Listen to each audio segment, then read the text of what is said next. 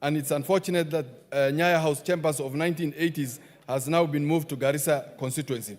Honorable Speaker, it is against this background that I request a statement from the chairperson of Departmental Committee on Administration of Just and Internal Security on the following. The circumstances that led to the abduction of the 4 persons from Garissa town and the identity of the abductors.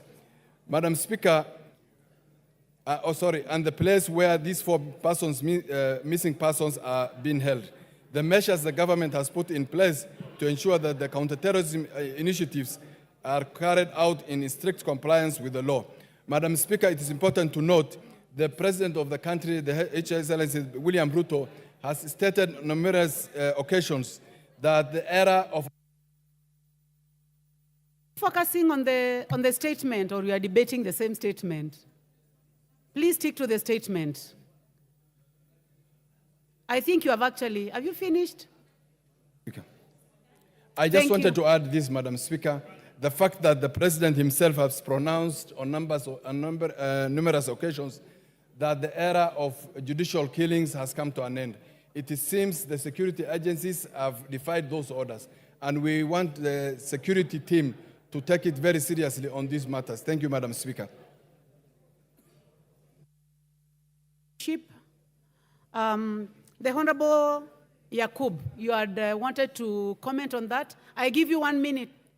Thank you, Madam Speaker. Mine is just to give a support to my brother, Major Deco, member of Township.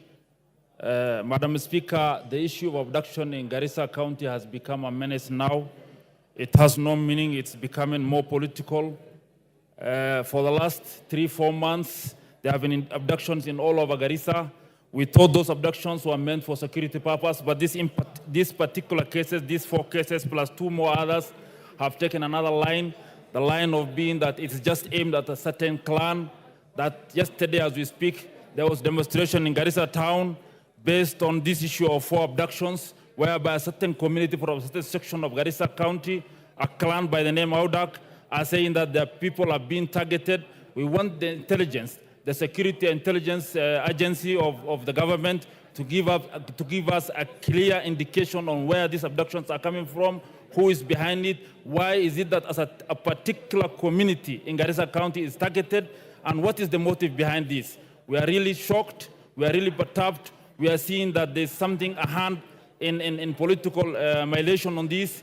We request the government to give us a clear answer, and I support my brother Deco on this. We are pained by the indications of the government. We want to see what is happening in Garissa. Abductions have become a menace. Thank you, Madam Speaker. You had only 1 minute to make a comment.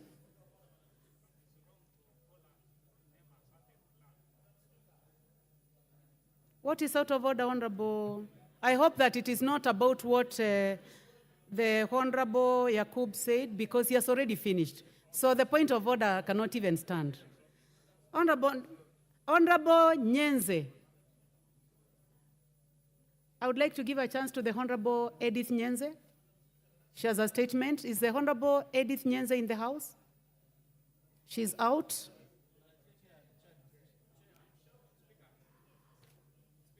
The Honorable Makali Mulu. The Honorable Makali Mulu, what is out of order? Madam Speaker, thank you for this opportunity, Madam Speaker. Madam Speaker, you know, I just wanted to say this, Madam Speaker. This matter of Garissa town was raised yesterday by one of the honorable members. Today it is coming out again, Madam Speaker. Would I be in order, Madam Speaker, to request you that you order for some urgent action on this matter? Because people are losing their lives and the others are being put in a situation of panic. Thank you, Madam Speaker. Give a chance to the chairman because he's here to tell us when the statement will be given. Thank you, Honorable Speaker.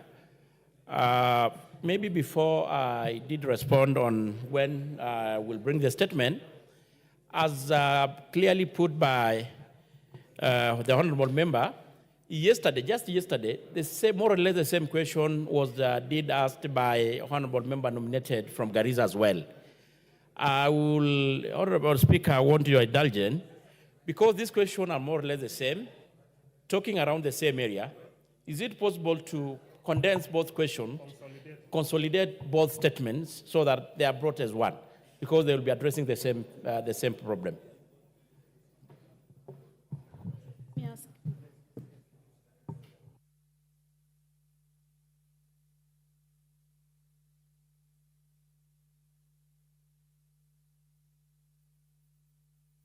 Thank you very much So first of all, I'll respond on the matter that has been raised by the Honorable Makalimulu, that this matter of Garissa is being raised so many times. I was in the House yesterday when it was raised, and the Chair, Security, has requested that the request be consolidated. So, Chair, let the three matters be consolidated. And instead of just giving the answer to the statements that have been raised, I request that they appear before the committee.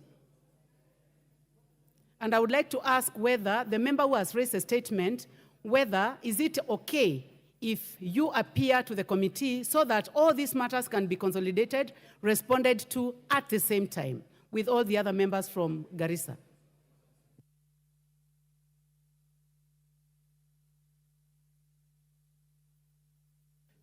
Well guided, but again, I want to indulge you now, considering that you kind of referring the statements or the questions to be addressed in a more comprehensive manner by the members appearing before the committee, will it be then necessary again to bring a statement to the floor? Yes. It is necessary. It's a document of the House. They'll appear there and you must report to the House, my friend. You must report back to the House. Yes. The matter that has been raised. Yes. Now it is not only a matter of interest to the people of Garissa, it is of interest to this House. Yes. So after you have consolidated, gotten a proper response, you will report to the House in the usual way. Thank you.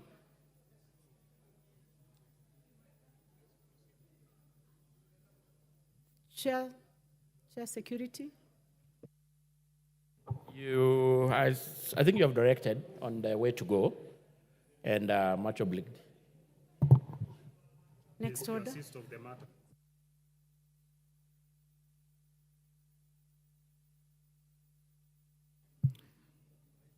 So a statement by the Leader of Majority Party, the usual Thursday statement. You may proceed, Majority Leader. Thank you very much, Honorable Speaker. Honorable Speaker, pursuant to the provisions of Standing Order number 44-2A, I rise to give the following statement on behalf of the House Business Committee, which met on Tuesday, 30th July 2024, to prioritize business for consideration during the week. Honorable Speaker, members may wish to note that the House varied its calendar and is set to proceed on a long recess next week on Friday, 9th August 2024, instead of 16th August 2024. I repeat, Honorable Speaker, the House is set to proceed on a long recess next week on Friday, 9th August 2024, instead of the 16th August 2024. I have, Honorable Speaker,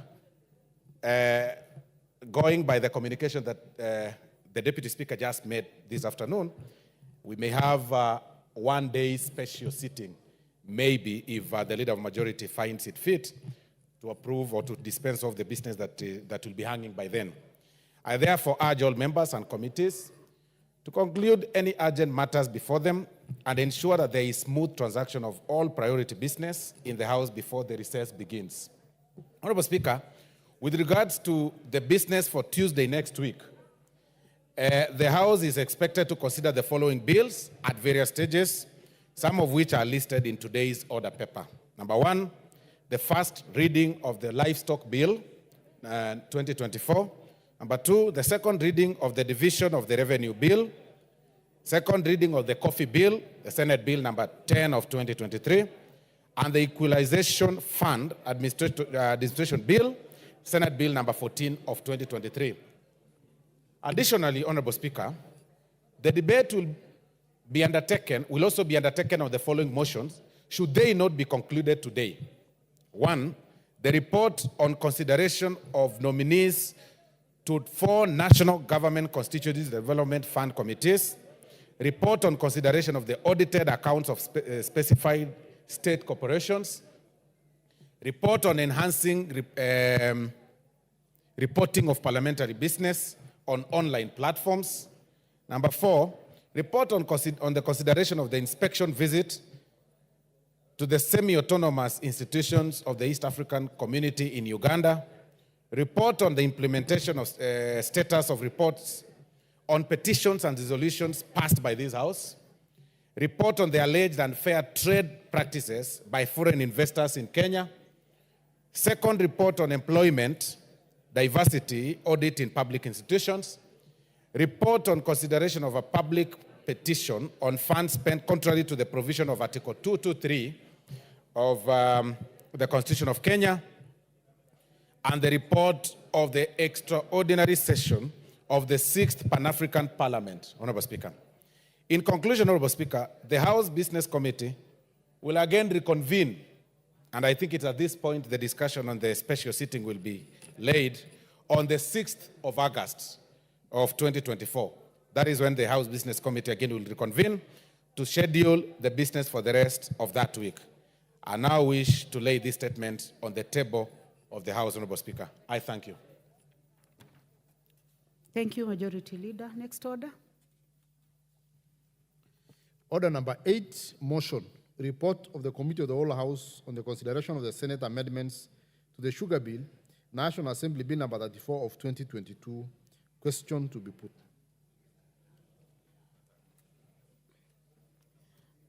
So debate on this motion was concluded yesterday. Honorable members, I now put the question that this House do agree with the report of the Committee of the Whole House on its consideration of the Senate amendments to the Sugar Bill, National Assembly Bill number 34 of 2022. Will as many as are of that opinion say aye? Aye. Will as many as of a contrary opinion say nay? The ayes have it. Next order. Order number 9, motion. Reports of the Auditor General on the National Government Constituencies Development Fund for 9 constituencies in Bungoma County. Question to be put. Honorable members, I put the question that this House adopts the report of the Decentralized Funds Accounts Committee on its consideration of the reports of the Auditor General on the financial statements for the National Constituencies Development Fund for the 9 constituencies in Bungoma County for financial years 2013-2014, 2014-2015, 2015-2016, laid on the table of the House on Thursday, 7th March 2024. Will as many as of this opinion say aye? Aye. Will as many as of a contrary opinion say nay? The ayes have it. Next order. Order number 10, special motion. Consideration of nominee for appointment as the Director General for Health.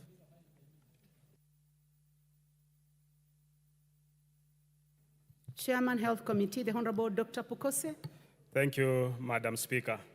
Madam Speaker, I move that, taking into consideration the findings of the Joint Committee of the National Assembly Departmental Committee on Health and the Senate Standing Committee on Health in its report on the vetting of a nominee for appointment as the Director General for Health, laid on the table of the House on Wednesday, 31st July 2024, and pursuant to Section 16.2 of the Health Act 2017 and Section 8 of the Public Appointments Parliamentary Approval Act 2011, this House approves the appointment of Dr. Patrick Omonda Amoth as the Director General for Health. Madam Speaker, the Public Service Commission advertised for the position of Director General for Health on 18th March 2024 in print media and in the Public Service website. A total of 118 applicants were received at the close of the advert on 9th April 2024, and out of which 9 candidates were shortlisted for the position on 4th June 2024. On 12th and 13 June 2024, the Commission conducted interviews of the shortlisted candidates. Out of the 9 candidates shortlisted, 1 declined to be interviewed, while 1 candidate was not interviewed since she did not produce original academic and professional certificates. The remaining 7 candidates were interviewed and ranked in order of merit, where Dr. Patrick Omonda Moth, EPS, was ranked the highest. Consequently, the then held CS Honorable Susan Nakumicha forwarded the name of Dr. Patrick Omonda Moth, EPS, for approval by Parliament as the Director General for Health in accordance with Section 16.2 of the Health Act, Cap 241. Honorable Speaker, the Speaker of the National Assembly filed a communication made on 26 June 2024, and the Honorable Speaker of the Senate filed a communication made on 2 July 2024, conveyed to the National Assembly and the Senate respective committees. The message from the Cabinet Secretary. The speakers then referred to the National Assembly Departmental Committee on Health and the Senate Standing Committee on Health, respectively. In accordance with Section 6.9 of the Public Appointments Parliamentary Approval Act, Cap 7F, the Clerk of the National Assembly and the Clerk of the Senate invited interested members of the public to submit any representation by written statements on oath, as affidavits, with supporting evidence on the suitability of the nominee for appointment to the position of Director General for Health. The committee conducted its approval hearings on Thursday, 26 July 2024. In conducting the approval hearing, the committees were guided by the provisions of the Constitution, the Public Appointment Parliamentary Approval Act, Cap 7F, the Leadership and Integrity Act, Cap 185C, the Public Officer Ethics Act, Cap 185B, the Public Service Commission Act, Cap 185, the Health Act, Cap 241, the National Assembly Standing Orders, and the Senate Standing Orders. Following committee deliberations and analysis of the submissions and representations received on the suitability of the nominee for appointment to the position of Director General for Health, the committees observed that Dr. Patrick Omonda Moth, EPS, demonstrated the requisite knowledge and experience to perform the functions of the Director General for Health, having satisfactorily performed in an acting capacity for 4 years.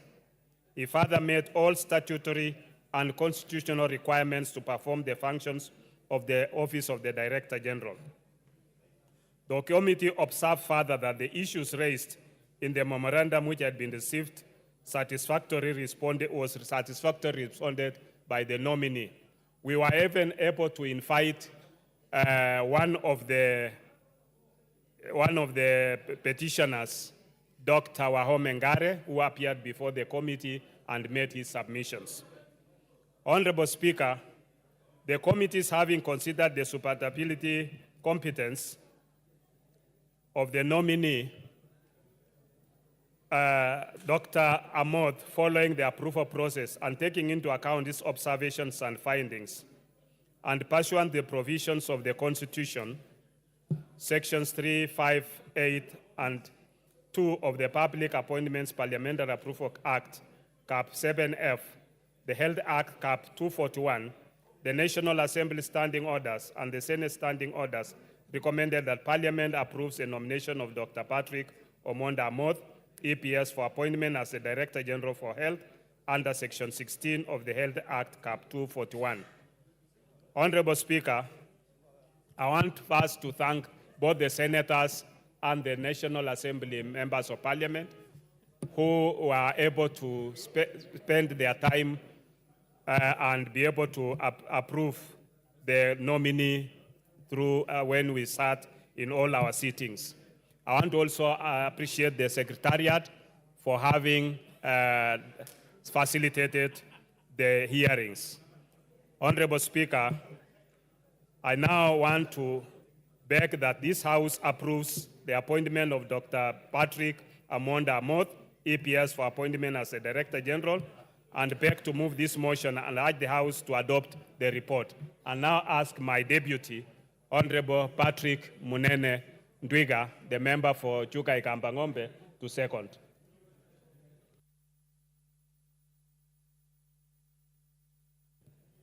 Thank you, Madam Chair. Madam Chair, I stand here to second my able chairman on the appointment of Dr. Amoth as the Director General for Health. Chair, I want to say that, one, I've known Dr. Amoth for quite a while now. Last Parliament, I had the benefit of serving in the Health Committee for like 3 years. And Dr. Amoth was still the Director General. He is one man who has been very patient. He has acted for the longest. And Chair, I want to tell this House today and the country that finally, this country has a man in the name of Dr. Amoth who will lead the Ministry of Health as a Director Health that guide the Minister very well. Chair, I've known Dr. Amoth for quite a while.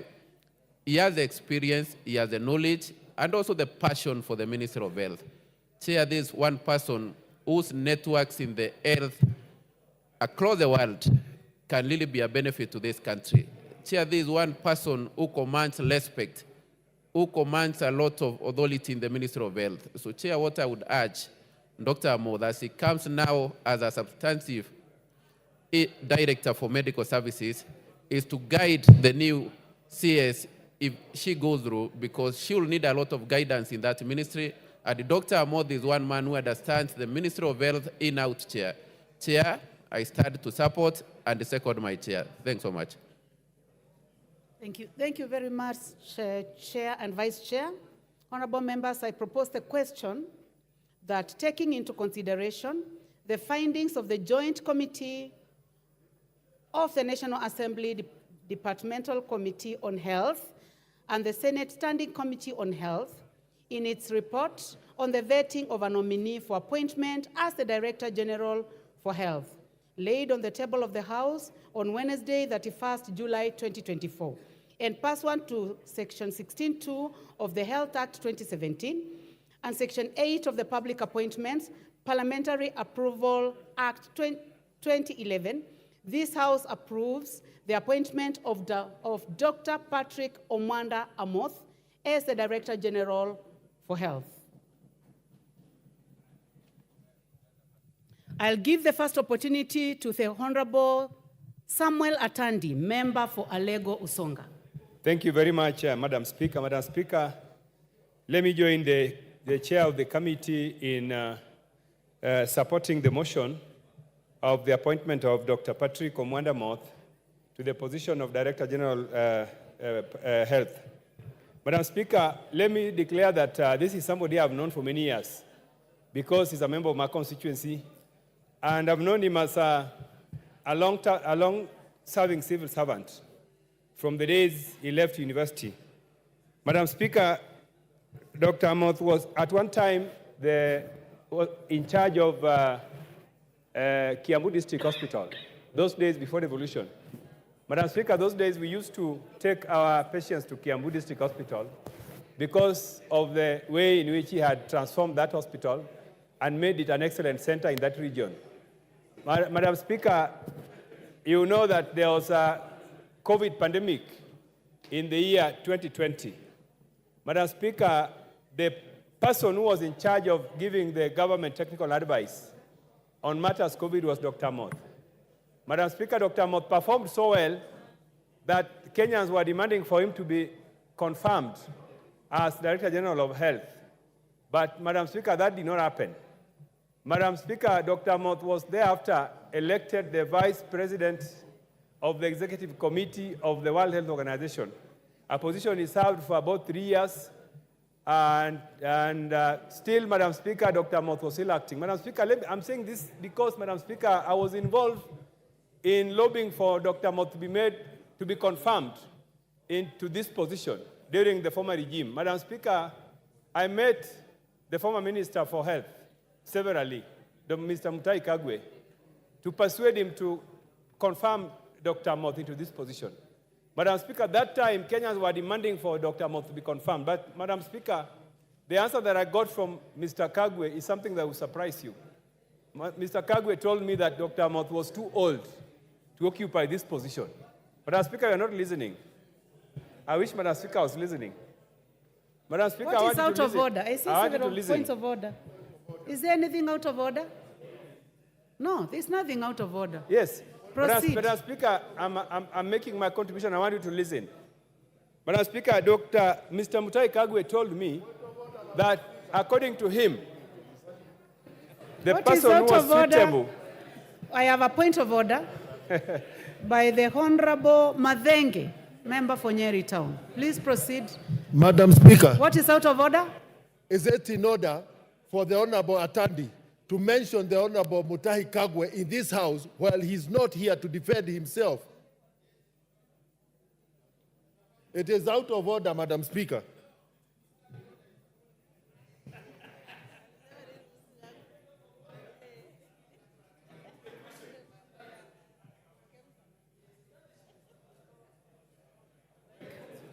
Thank you. Madam Speaker, the Honorable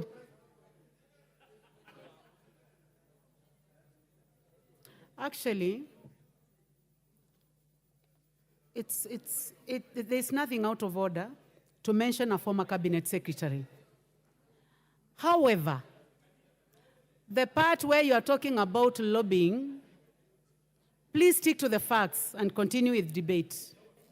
Thank you. Madam Speaker, what I'm trying to say, Madam Speaker, is that I was responding to the concerns of my constituency who continue to ask me why Dr. Amoth was acting, yet at that time, Madam Speaker, we were cooperating with the Jubilee government. Madam Speaker, at that time we were cooperating, and my constituents were concerned that how come this cooperation was not giving their constituents the confirmation that was necessary. And that is the reason why, Madam Speaker, I went to talk to the minister.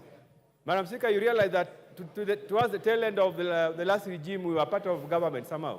So, Madam Speaker, the answer that I got, that Dr. Amoth was not fit to occupy this position because on account of his age, is something that startled me.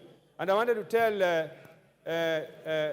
the Mutai Kagwe, because I know he's listening, that this is something that he should have done earlier. And that the report which has been submitted by the committee here has confirmed that Dr. Amoth, indeed Dr. Amoth was fit then, was qualified then, as he is qualified today to occupy this position. That's the message I'm trying to pass on. Madam Speaker, there's something which this House needs to note, that in this country, and I want to repeat, in this country, there are some people who are people in civil service who get bypassed for certain positions because, on account of their tribe. And this is the fate that has befallen Dr. Amoth over the years. Dr. Amoth should have held this position 4 years ago, if not for the fact that he was regarded as a person from a particular region. And this is the message I want to pass. Madam Speaker, I want to thank the Kenya Kwanza government. Madam Speaker, Kenya Kwanza government has confounded us in many ways, because there are some things that they have done which many people do not think they would have done. And one of the things that they have done, Madam Speaker, is to make Dr. Amoth, to give Dr. Amoth this confirmation.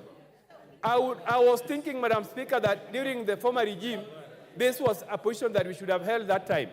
But I want to thank the Kenya Kwanza regime, because this is something that they have done, which I'm pleased about. They are disregarding ethnic orientation of individuals in civil service, and they are giving them appointment and position. This is something which I must appreciate. Madam Speaker, I also must appreciate the fact that something like this is good for the unity of the country. Because, Madam Speaker, even the very civil servants in those offices now have the motivation to work very hard, because they know that on merit you can be able to get to senior positions in government. Madam Speaker, as I conclude to give other people an opportunity to speak, I want to say that I am convinced that with this appointment, the health sector in this country is going to be transformed. Because now you are giving Dr. Amoth the instruments he needs to be able to make decisions that are going to help the sector. I want to urge him that, using his position, let him ensure that the issues to do with doctors and the nurses and the clinical officers are resolved so that Kenyans begin to enjoy better quality health services. Thank you, Madam Speaker. I support. Thank you. The Honorable Osoro, Majority Whip. Honorable Speaker, point of correction is a majority whip, is not deputy. But thank you very much, Honorable Speaker. Honorable Speaker, I also rise to support the report by the chairman, the Health Committee, Honorable Speaker, for one and two reasons. Number one, Honorable Speaker, this Patrick, the Honorable, or the Mr. Patrick Amoth, stood, or Dr. Patrick Amoth, I'm being corrected, it's Dr. Professor EGH Patrick Amoth, Honorable Speaker, stood out in the year 2010 when we had a crisis. As they say, leaders are noticed or identified during the time of crisis, Honorable Speaker. In 2010, Honorable Speaker, 2020, the year was faced with a pandemic of the COVID-19. And at that point, the country, 2020, and at that point, Honorable Speaker, Kenyans needed a person or people that would come out in defense in their own, to protect their interest and to protect their lives and to speak out on the pandemic and also fight, help them fight what they were going through then, Honorable Speaker.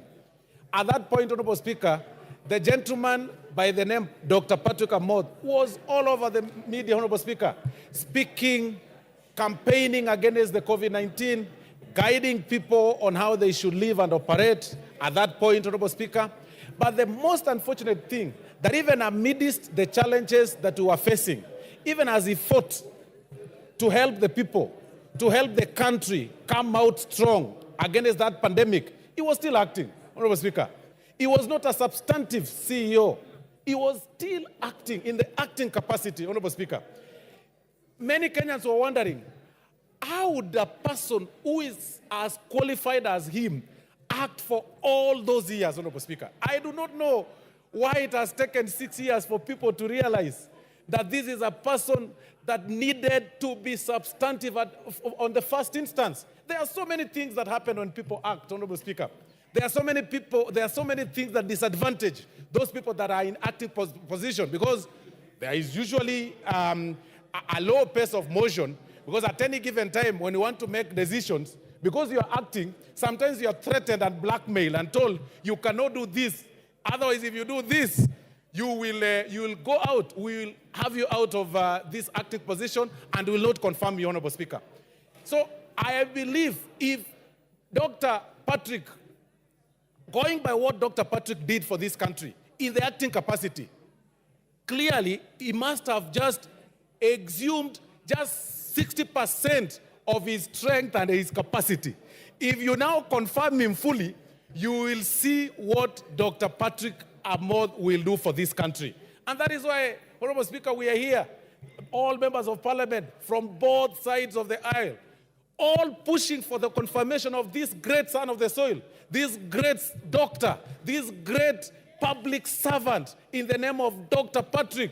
I think we need not to waste a lot of time. The gentleman should be in office, act, and in rewarding him for the services that he's done. If there is a provision in law that will seek his confirmation for another term, this is the gentleman that deserves that particular seat again and again and again to reward him. Order, order, Honorable Gogo. Honorable Gogo. Honorable Gogo, I know the excitement. We'll get to where you are. So please let the Honorable Osoro be heard in silence. Please proceed. Thank you very much, Honorable Speaker. Honorable Speaker, Dr. Lillian Gogo is my mother-in-law. I do not want to, in fact, for that reason, Honorable Speaker, let me just say I support. She's actually cheering the son-in-law, and I don't think she's, I don't know why. Please, Honorable Speaker, protect me from, order. Protect me from Bishop. Protect me from Bishop, Honorable Speaker. Honorable Osoro, continue with your debate. Let the Honorable Osoro finalize his debate. Thank the you. Honorable Kirema, please, let's be orderly. I know that you are listed to speak. You are going to get your chance. Please Thank you. finalize your debate. As I conclude, Honorable Speaker, I think it's about time also we get a list of all those officers that are acting, that are in acting capacity. we push if there is something that this House can do so that those people who've really saved this country, those people who've really given their all in this country, but in acting capacity, get a way to be confirmed, Honorable Speaker. And for that reason, I support the report.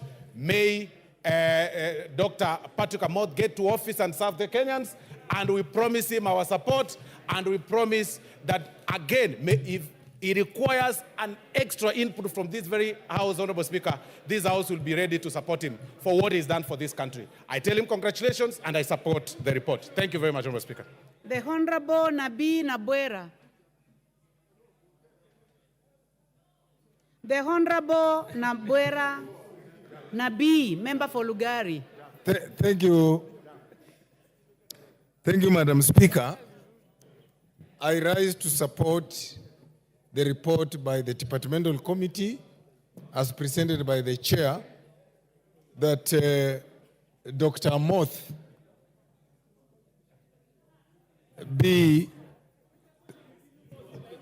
given the job. Madam Speaker, we all know that if there is a person in this country who has suffered injustice, professional injustice, is Dr. Amoth, acting for over 5 years, and when he is duly qualified. We also know Dr. Amoth managed the situation very well during the time of COVID. He helped the ministry and helped the country surmount the COVID attack.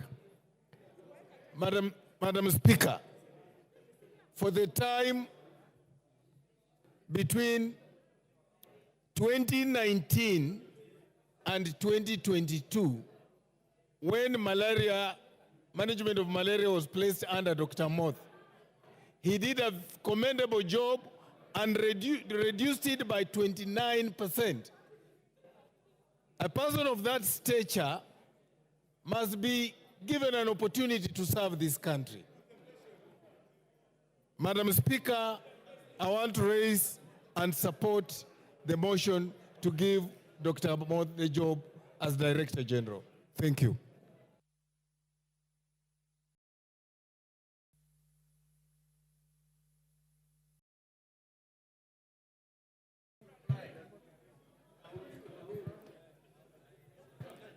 The Honorable Cheng. The Honorable Cheng. The Honorable Cheng, please proceed.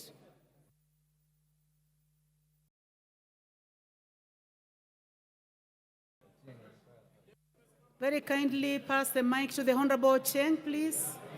Thank you so much, Madam Speaker. Madam Speaker, I rise to wholeheartedly support this particular nomination. Honorable Speaker, if you are looking for competence, you are looking for erudity, you are looking for integrity, Madam Speaker, if you are looking for patience, comportment, composure, Madam Speaker, this gentleman, this doctor has shown that you can serve in any opportunity, that you can serve with dignity without making noise. Madam Speaker, Dr. Amoth has been where he has been for all these years. And no, I've not had any single Luo. I've not had anybody from CIA claiming that he's being targeted. I've not had any Luo saying that he's not being promoted because of tribalism, Madam Speaker. Madam Speaker, this gentleman has acted in his capacity with grace and humility. We've never heard him say that he's being passed for promotion because he's Luo, Madam Speaker. He did his job because he's a professional, Madam Speaker. Madam Speaker, during the COVID period, when Amoth spoke, Madam Speaker, the country calmed down. When Amoth told us what's going to happen about COVID, when he spoke about the numbers, Madam Speaker, the country calmed because he was a voice of reason, Madam Speaker. Madam Speaker, if there's anybody who has held the ministry Honorable on members, his hands, on his palms. Order, Honorable Cheng. Honorable members, please lower your consultations. It's too loud. Please proceed. Madam Speaker, if there's anybody who has stabilized the ministry in terms of turmoil, Madam Speaker, we've seen Amoth going out when there were strikes, not now, not last year, not the other year. and he's spoken to his colleagues in the profession with grace and humility, Madam Speaker. Madam Speaker, I want to thank the President, and I want to thank both houses, Senate and National Assembly, for doing a good job. Madam Speaker, I wish that future nominations, for offices were to follow this particular methodology, Madam Speaker. I know that there's no Kenyan today who would come and say that Amoth is not qualified. I don't think there's any Kenyan who would come and say that Amoth is corrupt or that is not competent, Madam Speaker. And so, as I stand here today to support this nomination, I want to hope that the Dr. Amoth will continue doing what he does this time round with renewed confidence, this time round with renewed agility, this time round with renewed resolve to ensure that the ministry that he's going to be the DG in is more stable. We don't want to see more strikes. We don't want to see, Madam Speaker, issues as we go to implementing the social health scheme. We don't want to see issues of teething problems because now we have a gentleman there who knows what he needs to do and who now has the power and the capacity to execute the job. Madam Speaker, I support. Thank you very much. The Honorable Lillian Gogo, member for Rangwe. Thank you very much, Madam Speaker. Thank you for giving me this opportunity to add my voice to the presentation by the Honorable Chair for Health on the proposed appointment and occupation of office by one and our very own son of Kenya, Dr. Patrick Amoth. When I go, Honorable Speaker, to the Kenya Medical Practitioners and Dentists Council, Honorable Speaker, the first item that comes here is that the Dr. Amoth has been acting. That he's been acting, which spoils his clean bio as a son of Nyanza. Sons of Nyanza don't act. They work. They produce, they project. Sons of Nyanza, Honorable Speaker, these are people who have deliverables. So whoever has been putting Dr. Amoth to act for 5 years, like for 5 years, Honorable Speaker, like for 1, 2, 3, 4, 5 years for a son of Kenya to be in an acting capacity, somebody who has risen through the ranks from a medical officer and a graduate of our very own University of Nairobi is being made to act for 5 years, Honorable Speaker. What is wrong with Kenya? And why do we make our very own people act? I have never seen a foreigner come to Kenya and act. Why are we making Kenyans act, Honorable Speaker? They are acting like what? Why are they made to act? Why are these people making Kenyans to act, Honorable Speaker? You can remember our CEO of NGCDF acted for 6 years. What is wrong with these people? And why the malice and the evil? 13 years. It is heartbreaking. And it is an example that we don't want to show the young people. And it is in the same hardness of the eyes that some people prevent others from ascending to certain offices, that they are also preventing young people from getting into certain offices. And this must be stopped by law. This must be stopped by good morals. And as I read further, Dr. Amoth has even worked in Kiambu. Dr. Amoth has acted in United? Point of information, yes, Honorable Millie. And I also want to congratulate you as a woman on being nominated to be our minority whip. Women are moving places. Women are moving places, Honorable Speaker. Order, member for Rangwe. What is out of order, Honorable Millie Odhiambo? it a point of order, Honorable Thank you. Millie? Madam Speaker, it was actually a point of information, not a point of order. And she has I'm agreed. obliged to ask the Honorable Lillian Gogo whether she would like to be informed by the Honorable Millie Odhiambo. She has agreed. All right, please proceed. Thank you, Madam Speaker. Madam Speaker, I have actually just been reminded by Honorable Nabi Nabwera here that I should inform my sister that there are women who have been acting all their lives as wives, and this must also be changed with immediate effect. Women cannot act as wives for their lives, for their entire life. Thank you very much. Thank you very much, Honorable Millie. Honorable members. Thank you. I thank So you, the my member sister, for because Rangwe, you are duly informed. So please proceed. I hope you are finalizing now. I thank you, Honorable Millie, because I knew you were going to give me serious information. It is on the same breath that they make women act. You have substantive wives and you also have acting wives. So they must also stop and make credible, substantive, loyal, and recognizable wives. I hope that information helps you other than me. And we need to be confirmed. We need all the women in this country to be confirmed as wives, not as acting wives. And my particular material, Honorable Speaker, was on the person of Dr. Patrick Amoth. Apart from getting his undergraduate degree course, this is a renowned obstetrician and gynecologist. And I stand here as a woman to support somebody who takes his life to make women health his own agenda. If I don't support Dr. Amoth or anything else, he has specialized in the women agenda in his medical education. So as I support him as part of the parliamentary group and as a member of Rangwe constituency, I want to urge Dr. Amoth that when he takes up office, he should come up with more serious problems to address the agenda of cancer, breast cancer amongst women. He should address the agenda of many gynecological stigma that women face, including leakage of their urinary system after delivery, Honorable Speaker.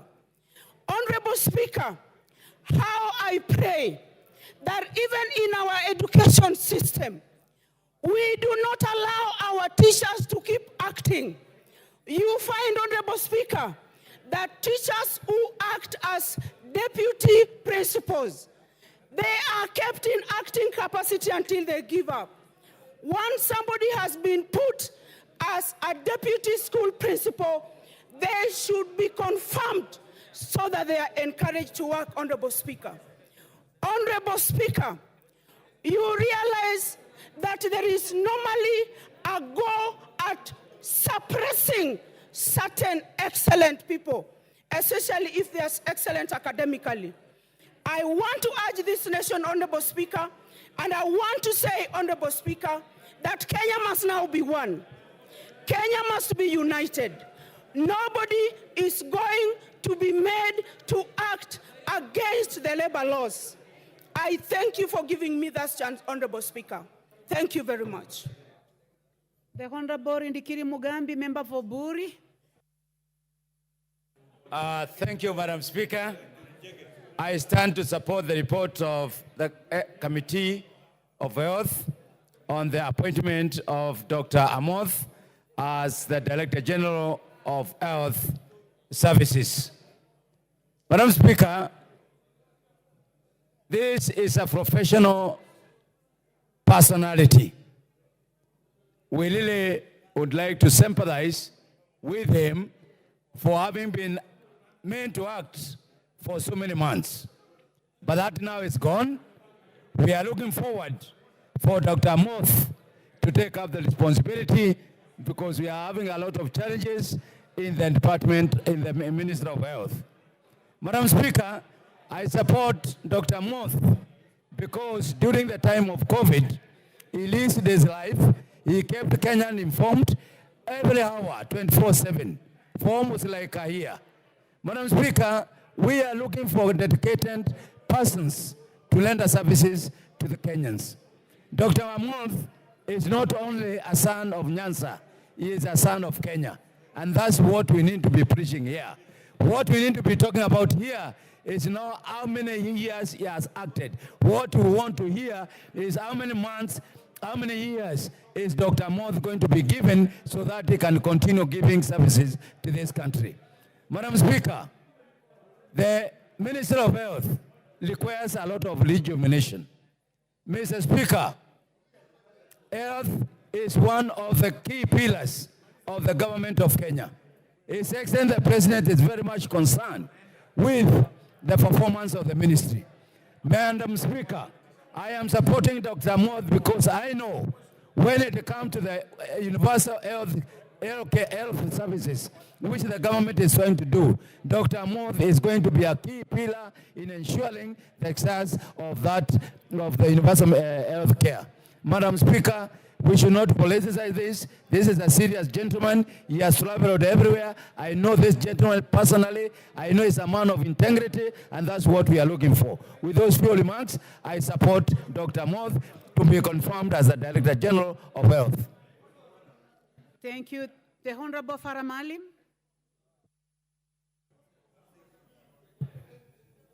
Madam Speaker,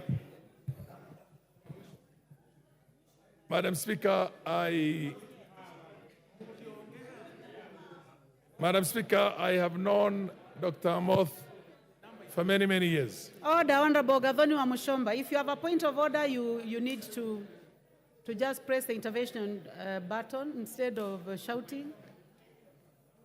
So let us continue with the Honorable Farah Maalim. Madam Speaker, I have known Dr. Amoth for many, many years.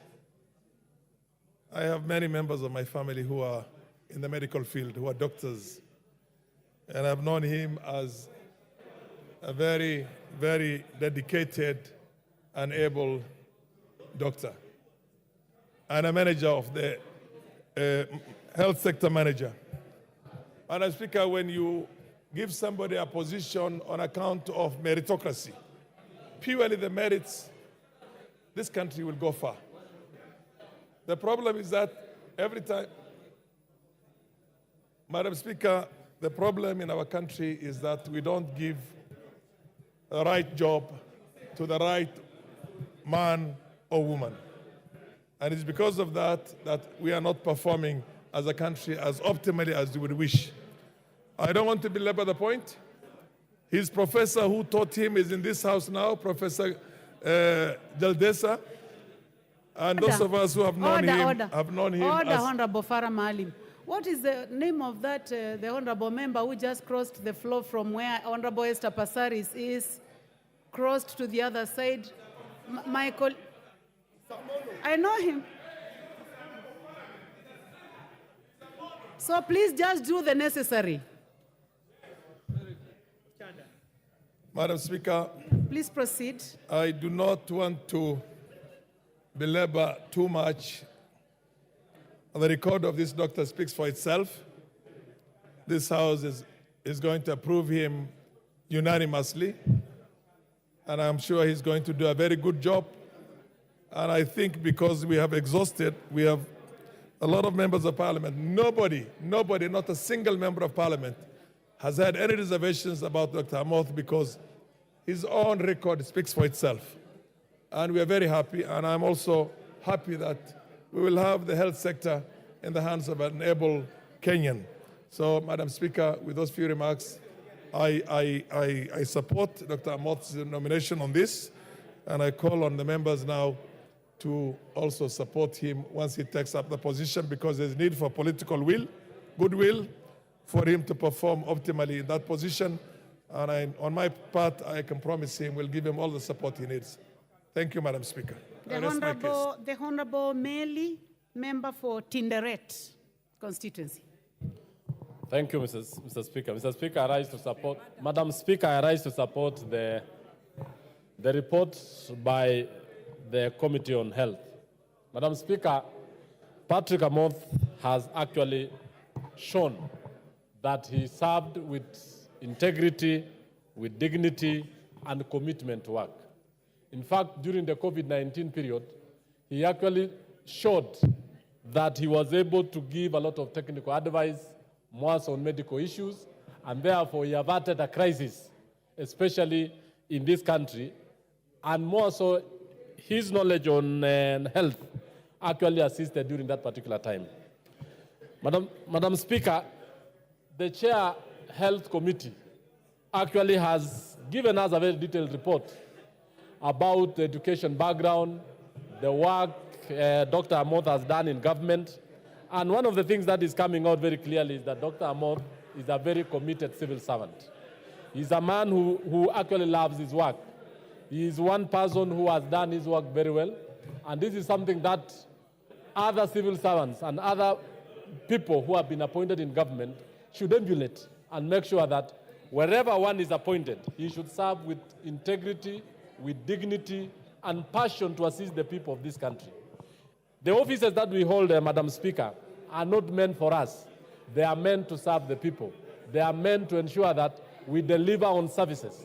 We make sure that if the drugs are needed, if there is an intervention in a particular area, the officers in charge should intervene and make sure that they serve people. This house has, in this house, we have been able to have discussed many government officers. Very soon we shall be discussing about the issue of the IG and many others. It is upon members that we need to ask that the officers appointed serve the people of this country with all dedication, with all the passion, with commitment, and have integrity and fairness, so that we are going to have a nation where services are being provided without any problem. Madam Speaker, I support, and I want to say that we pass this unanimously. Thank you. Thank you very much. The Honorable Dr. Nyikal, member for Seme. Now listen to Thank you, Madam Speaker, for giving me this opportunity. Madam Speaker, I rise to support the committee report on the appointment of Dr. Amoth. Madam Speaker, Dr. Amoth, when he came before the committee, had passed through the correct processes. We looked at all the processes. They were correctly carried out. And when he was before the Joint Committee of the Senate and the National Assembly on Health, he actually met all the requirements, the integrity requirements from EAC, the issues of Article 6 of the Constitution, public service issues. They met all those. And Madam Speaker, what is most important is the technical competence of Dr. Amoth. People have said here that Dr. Amoth acted his competence, but what validates his competence more than anything else that actually has been an embarrassment to the people of Kenya is that Dr. Amoth was actually appointed the chair of the executive board of World Health Organization. And that is a body where you are actually voted for by directors of health, ministers of health from 50 countries in the world. And they saw it fit to actually appoint Dr. Amoth as their chair. And Madam Speaker, I interacted with Amoth on 2 occasions when we were at the World Health Assembly. And Madam Speaker, the whole world was always looking up to Dr. Amoth. He was chairing many committees. He was being asked to give comments on everything. He was recognized worldwide as a competent health administrator. Mr. Speaker, personally, during the interview, I was satisfied the way he answered the questions, his understanding of the ministry structure. Madam Speaker, I think is perfect. We couldn't get a better person for this job. Definitely, I didn't need any assistance to assess him on his technical competence, and he did actually do a good job. Madam Speaker, there were some issues that came with the memoranda that actually were questioning his issues. And one of them was the issue of clinical officers. And when we listened, it was a policy issue that needed not be raised. The other one, Madam Speaker, was the issue of termination of pregnancies. Once again, when this was brought, and the person who brought the memorandum, when we actually questioned him, is somebody who actually is complaining of all issues of vaccination, all issues of reproductive health. And Madam Speaker, even the issues of vaccines that was brought, actually he answered competent. And how he managed COVID, I think we don't have to say anymore. And Madam Speaker, I support this. And Madam Speaker, I'll tell Dr. Moth, I think this one he understands, that the biggest challenge in the health sector is actually harmonization of the national policies at the headquarters and the delivery at the county. In terms of human resource, supplies in drugs and non-pharmaceutical, financing, particularly chief, and the issue of UHC. But I'm sure he is up to the job. He will be able to do this and deliver and actually achieve for us UHC if given the opportunity. With that, Madam Speaker, I support his appointment. The Honorable Professor Guyo Jaldesa. Thank you, Madam Speaker, for giving me the chance. I want to say that I support the committee report, and which is also my committee. And to put the record straight, I want to say that I examined and passed Dr. Moth as a postgraduate student at the University of Nairobi. Fortunately, I also vetted him at the committee level. And for that, I want to assure the House that Dr. Moth is a highly qualified, competent individual ready to serve the country in that capacity. So, without wasting time, but the other thing which I need to state is that Dr. Moth raised the flag of Kenya by serving as the co-chair of the WHO Executive Committee. So those years of he acted actually made him be fully baked and competent to serve in that capacity. And with that, I support the motion. Thank you very much. I see many points of order. I see so many points of order. Honorable Jared Okello, what is out of order? I thank you very much, Honorable Speaker. Honorable Speaker, there seems to be a general consensus that everybody in this House is pro-Dr. Amoth without any contestation, Honorable Speaker. And therefore, on that breath, I would ask you to indulge us that the mover be called upon to reply. And I thank you. Well, I see a lot of support in both sides, on both sides of the aisle, but I'll put this to a vote that the mover be called upon to reply. Will as many as of that opinion say aye? Aye. Will as many as of a contrary opinion say nay? Nay. The ayes have it.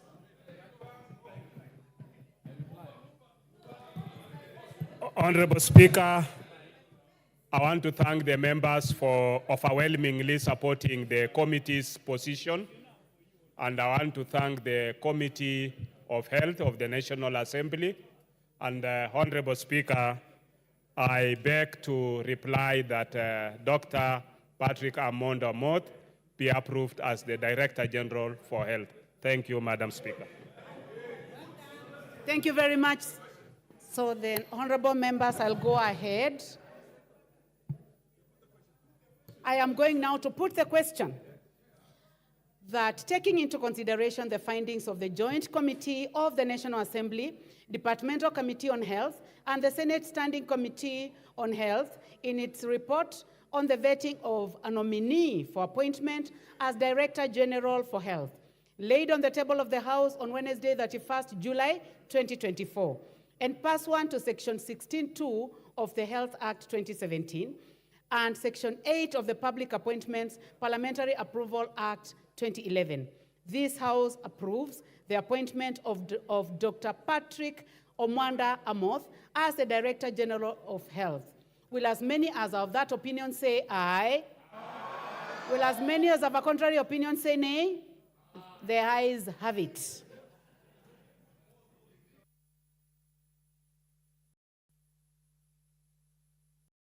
Next order. Order number 11, motion. Report on the consideration of the audited accounts of specified state corporations.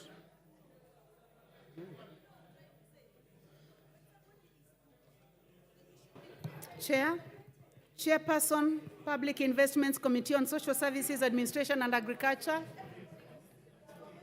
Is a chairperson in the high, yes. Thank you very much.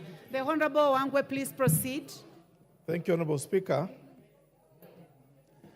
Honorable Speaker, I beg to move that this House adopts the second report of the Public Investments Committee on Social Services, Administration and Agriculture on its consideration of the report of the Auditor General on the financial statements of the Kenya Medical Training College for financial years 2017-2018 to 2020-2021.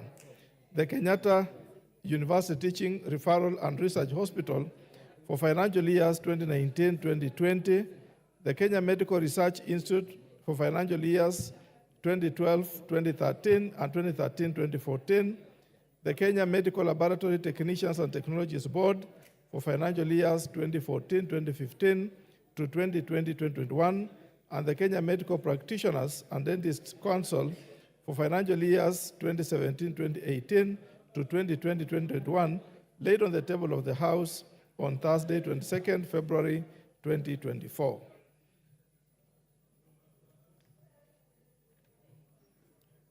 Honorable Speaker, during the deliberation of this by the committee, there are various issues that were discussed, and the report, Honorable Speaker, is shared in two versions. Version number 1, there are general committee observations, and version number 2, there are specific observations on specific entities that I've listed above. Honorable Speaker, allow me to begin by sharing with the House the general committee observations and recommendations. 1, there are issues that came out on the observations of the committee, being 1, lack of ownership documents on land and building.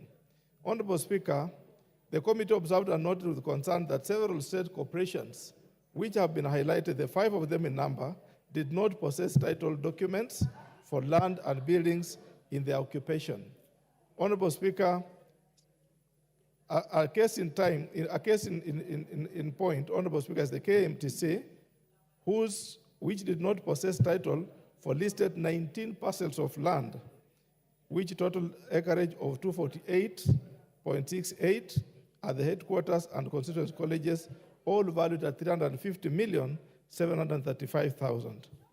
Honorable Speaker, a case of Kenyatta University Teaching, Referral and Research Hospital does not possess title and ownership documents for their 100 acres of land that it sits on. Honorable Speaker, you can imagine an institution like KUTRH sitting on a land without a title, what it means and the massiveness of the infrastructure that is built. Honorable Speaker, Kenya Medical Research Institute does not possess title deed for various parcels of land, valued at 227,642,500, being where the headquarters today of KEMRI with a size of 8.083 hectares. There is also land by KEMRI next to Kenyatta National Hospital, 1.34 hectares. There is also land by KEMRI in Kilifi, 2.705 hectares. There is land by KEMRI in Kwale, 2.023 hectares. Mbagathi Road, there is land by KEMRI, 2.4282 hectares. And in Taita Taveta, Honorable Speaker, land owned by KEMRI, 4.047 hectares. All those parcels of land, they are owned by KEMRI on paper, but they have no title documents. Honorable Speaker, it should be noted that under the IPSA, international public sector accounting standards, you can only put figures to paper if at all you have the ownership documents so that you can say these are your assets. Therefore, Honorable Speaker, you can imagine all the 5 institutions where they have placed us. What does it translate into, Honorable Speaker? They cannot value the land, and the committee further observed that Kenyatta University Teaching and Referral Hospital does not possess ownership document for these 100 acres that it sits on, and it cannot value that land because they have no title for that. Therefore, Honorable Speaker, whatever they state in the books today cannot be authenticated. And all those institutions, the 5 of them in total, cannot be authenticated because they have understated the values because they cannot value the land. Honorable Speaker, what does the committee recommend in terms of the general observations of the above? We recommended that within 3 months upon adoption of this report, the accounting officers of the affected state corporations should liaise with the Cabinet Secretary, Ministry of Lands, Public Works, Housing and Urban Development, and the National Land Commission to fast-track the process of securing ownership documents for the corporation land. The accounting officers of the affected state corporations should report to the National Assembly within period on the status. We also recommended, Honorable Speaker, that the accounting officer of various state corporations should ensure that the entity's assets are valued periodically. Once they get the title deeds, Honorable Speaker, they should proceed and value the assets periodically and actual values included in the financial statements. The fair value of land should be disclosed in the financial statements in accordance with the IPSAS reporting standards, Honorable Speaker. Honorable Speaker, we also saw, as a generality in the reporting, delay in availing documentation to the Auditor General. Honorable Speaker, it's against the law, especially Article 26 of the Constitution and Section 68(2) of the PFM Act 2012, not to avail documents to the Auditor General for audit. In general, we saw most of these organizations, Honorable Speaker, did not avail documentations to the Auditor General. And what surprised the committee, Honorable Speaker, is when now the accounting officer appears before the committee, he proposed to carry all the volumes that he did not give the Auditor General during audit. That makes it very difficult.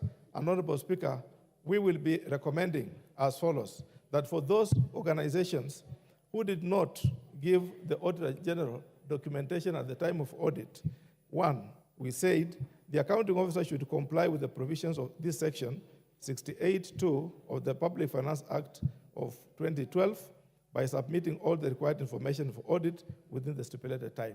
We insisted on that clause.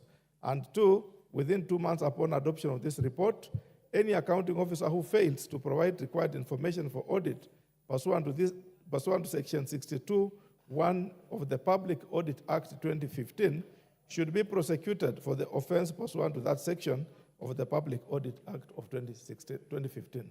Therefore, Honorable Speaker, we are asking the Committee on Implementation to enforce the Public Audit Act, especially section 62(1), so that let the accounting officers abide by the provisions of the PFM Act, section 68(2) of the PFM Act of 2012. Honorable Speaker, as a generality, what did we also observe?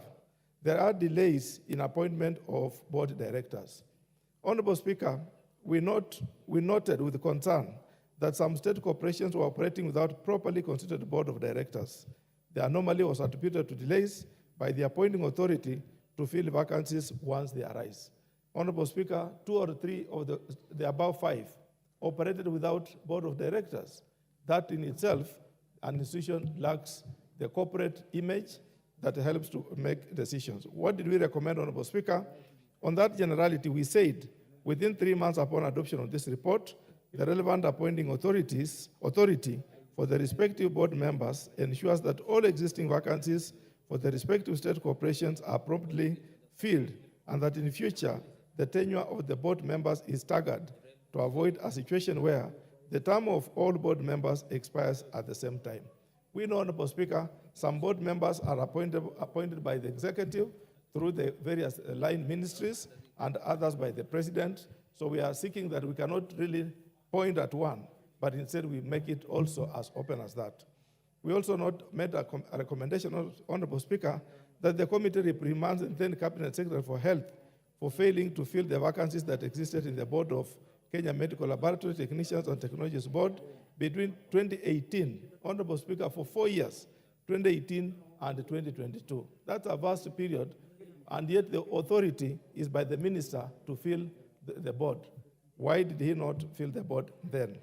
Honorable Speaker, we also note another generality on observation on irregular procurement processes and management of contracts. Generally, Honorable Speaker, there were concerns that some state corporations undertook irregular procurement processes contrary to the provisions of the Public Procurement and Assets Disposal Act of 2015 and the attendant regulations, legal notices, and government circulars, leading to the inflated costs of projects. Additionally, some contracts were managed poorly, leading to delays in completion, regularly cost variations, and thus causing unnecessary escalation of costs. Honorable Speaker, there are cost variations which were enormous. Usually there is variation allowable of 25%. But you could find, Honorable Speaker, in 2 or 3 organizations, as you will see in the detailed report that came up, some had to go beyond that 25%. That in itself is an irregularity, and we want to make the following general recommendations: that the accounting officers of state corporations should at all times ensure adherence to the budget, proper procurement planning, project management, and undertaking credible feasibility studies to prevent irregular variations during contract implementation. Honorable Speaker, should any breach be observed, the penalties prescribed in the Public Procurement and Asset Disposal Act 2015 and the PFM Act 2012 should be evoked by the DPP on a person found culpable. As we will go in the detailed report, Honorable Speaker, you will see that those persons will be mentioned. The accounting officer of state corporations should at all times comply with the provisions of Section 139 of the Public Procurement and Asset Disposal Act 2015. The relevant authority should take action against those who may have contravened the section of the Act. Honorable Speaker, another matter that came up as a generality is the issue of litigation. We observed among the 5 state corporations, there are matters pending in court. The committee observed that a number of litigations concerning ownership of the land of state corporations and other legal matters have been pending before the court of law inordinately long, despite resolutions of the House through the previous PICs, reports calling for the expeditious conclusion of the cases. Honorable Speaker, most of the reports by PIC, they talk of a time frame for conclusion of the matter, legal issues. Some of them, they were not even supposed to be in the courts of law. They were supposed to be in arbitration. And Honorable Speaker, no action has been taken by the various state corporations. And in the detailed report, Honorable Speaker, you'll be able to see. And therefore, we made the following general recommendation: that within 3 months upon adoption of this report, the accounting officer whose lands are subject to legal suits or have other pending cases pertaining to the corporations should liaise with the Office of the Attorney General and petition the judiciary to consider prioritizing and expediting conclusion of the cases within the view of restoring the land to the public. Honorable Speaker, why should we seek that they petition judiciary? Because the mandate of litigation, the mandate of making any legal decision is by the judiciary. And Honorable Speaker, judiciary is held in trust because it's also serving the general public, and land is general public. So we are saying, Honorable Speaker, let also the judiciary take it fit that matters of land where institutions are seated very heavily in very heavy infrastructure has been built, let them also deem it fit to quickly decide on matters touching on land, especially where government institutions are concerned.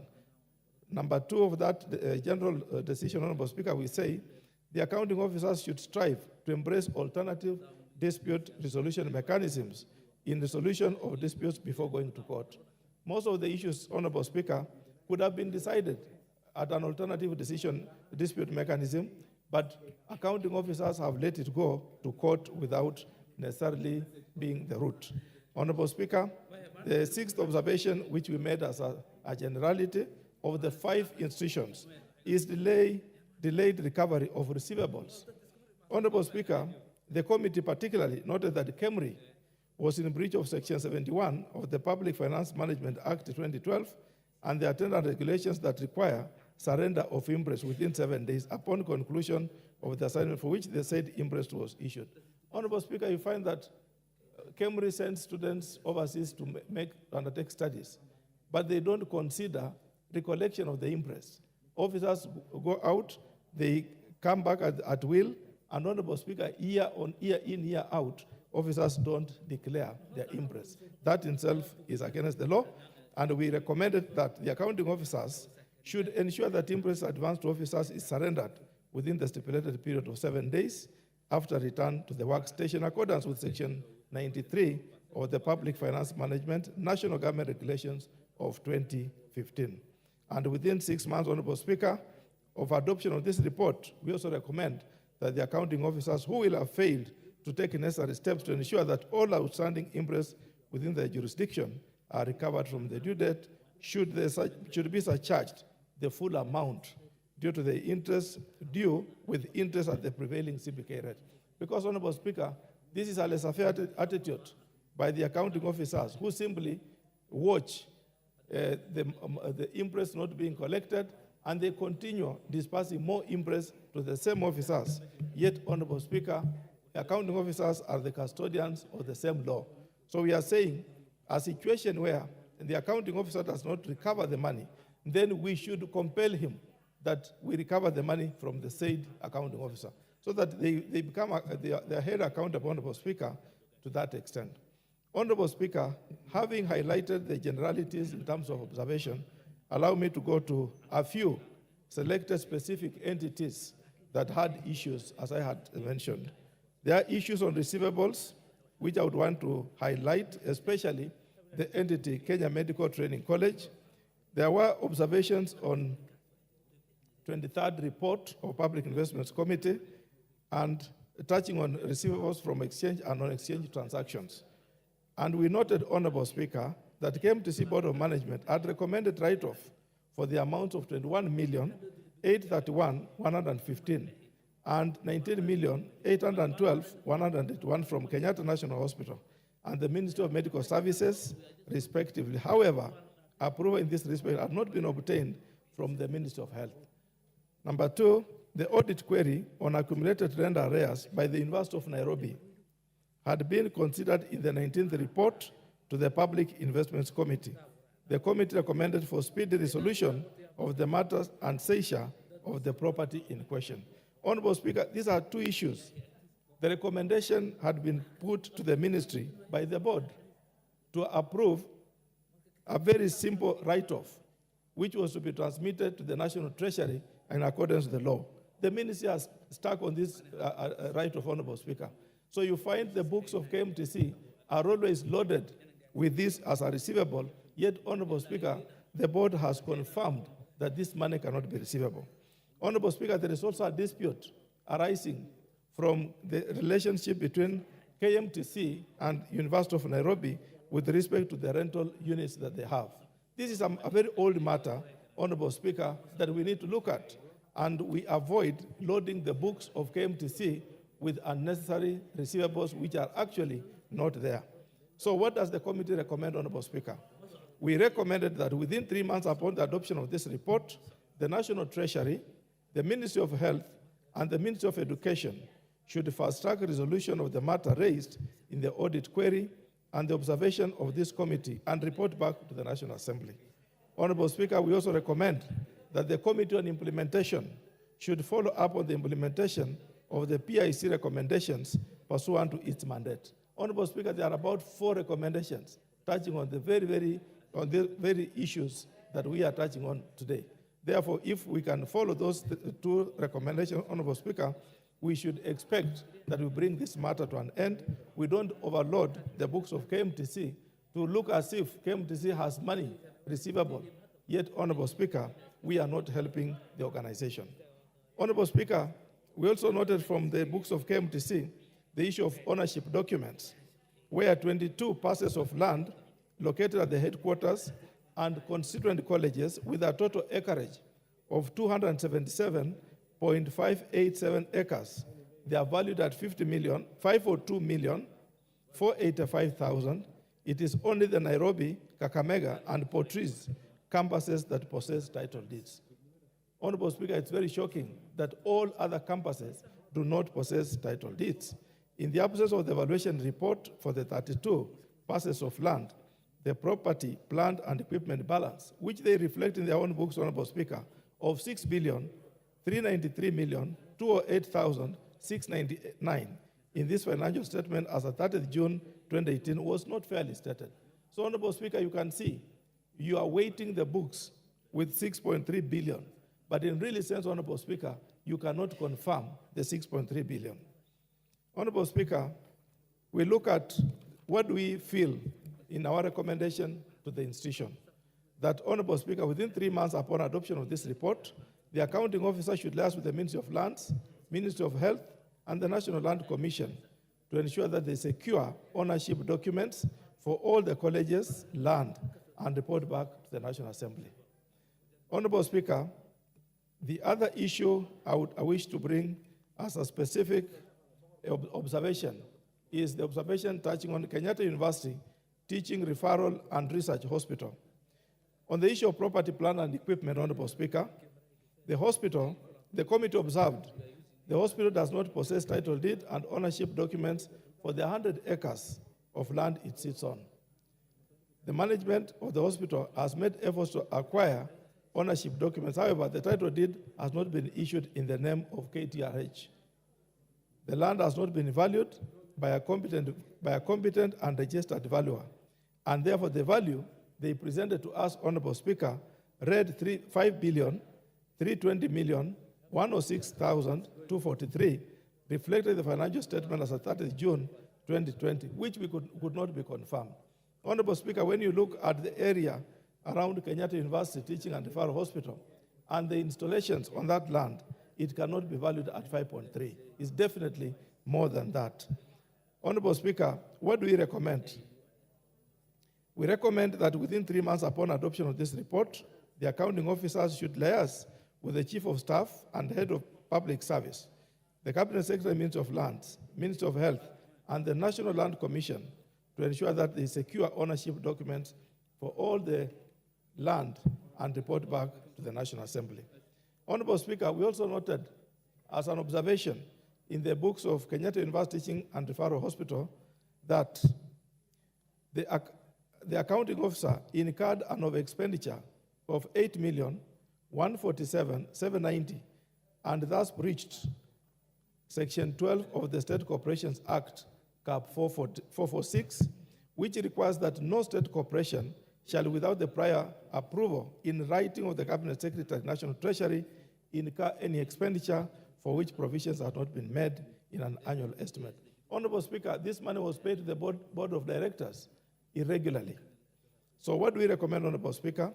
We recommended that the committee reprimands the then accounting officer for violating Section 12 of the State Corporation Act, Cap 446, and within 3 months, Honorable Speaker, upon adoption of this report, the Director, Inspectorate of State Corporations should surcharge with interest at the prevailing CBK rate, then accounting officer, and then board of directors for the irregular expenditure and provide documentary evidence on the recovery and surcharge.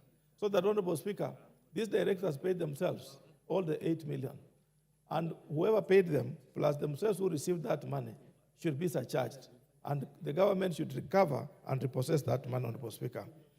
Honorable Speaker, we also noted the irregular employee costs. The accounting officer, Honorable Speaker, breached Section 8 of the State Corporations Act, Cap 446, for the irregular payment of medical allowance referred as locum amounting to 30,844,552 to medical staff without approval of the board. Honorable Speaker, the Salaries and Remuneration Commission is the only authority outlined in the Constitution to approve salaries and allowances of officers working in government institutions. However, there was no evidence provided to prove that locum had been approved by SRC after KUTRH board approval.